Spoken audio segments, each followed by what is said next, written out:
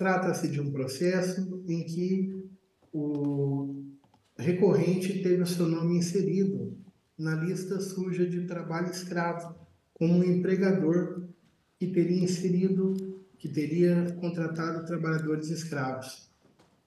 Isso lá nos anos passados, idos passados. Na ocasião, nós fizemos a defesa administrativa, depois intentamos uma ação de anulação dos atos administrativos, já que eivados de nulidade, e como de fato se constatou, ao fim e ao cabo, com o trânsito em julgado do processo primeiro, o ato administrativo de inserção do seu nome na lista de trabalho escravo não foi um ato correto de ter sido feito. E por isso, ao fim do processo, foi anulado todo aquele procedimento administrativo.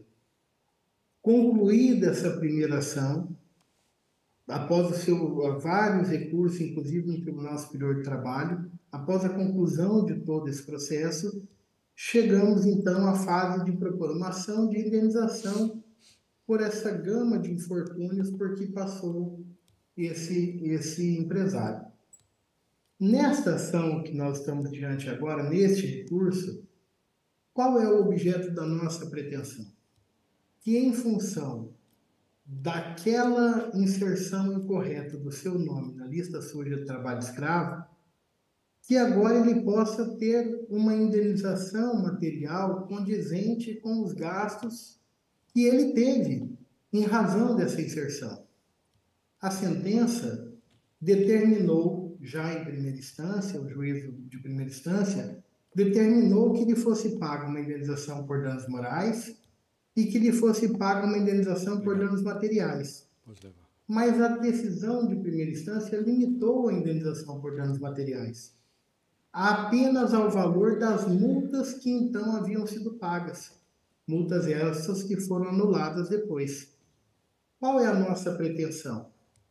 Que essa indenização material seja acrescida, não só da reposição do valor das multas que ele já pagou, isso já foi deferido em sentença, mas que seja acrescida de maneira parcimoniosa e razoável pelas despesas que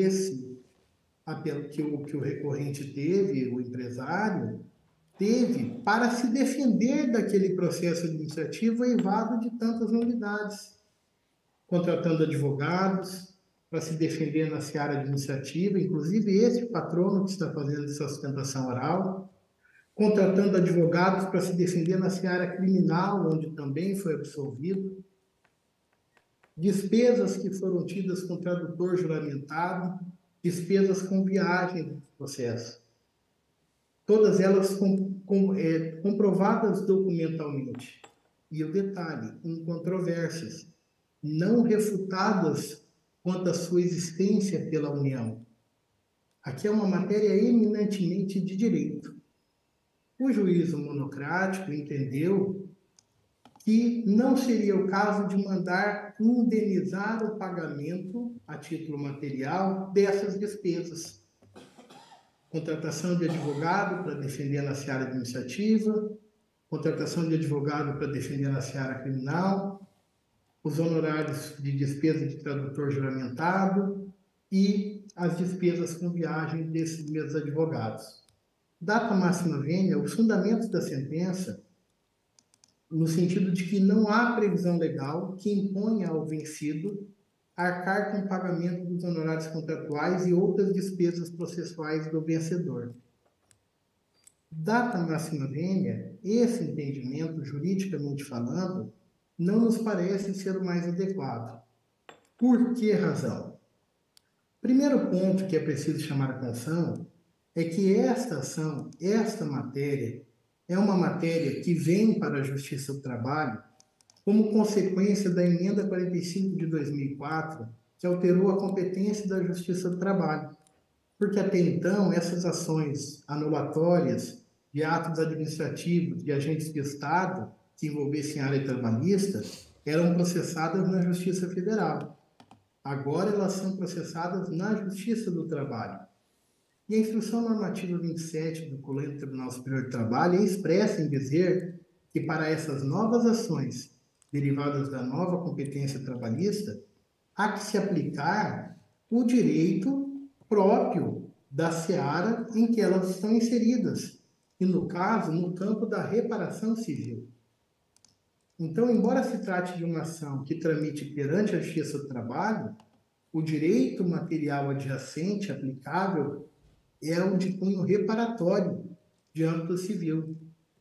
E, sob esse aspecto, não procede dizer, como dito na sentença, que não há direito material que dê suporte à pretensão desse meandro de indenização.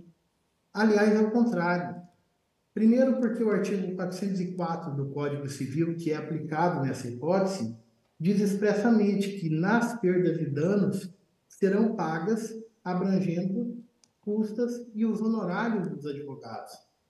E aqui não se fala dos honorários sucumbenciais, que é o ônus processual, mas dos honorários que a parte contrata o advogado particular para defender os seus interesses, já que ela teve um processo contra si. E, no caso, injustamente, o seu nome lançado na lista suja de trabalho escravo.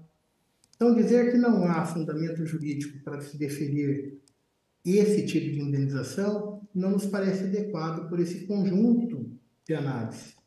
Além disso, não bastasse a previsão expressa do artigo 404 do Código Civil, nós temos que ter em mente que é a percepção do restituto íntegro, que está albergado lá no artigo 950 do Código Civil, que diz que na reparação tem que se reparar integralmente o dano ocasionado.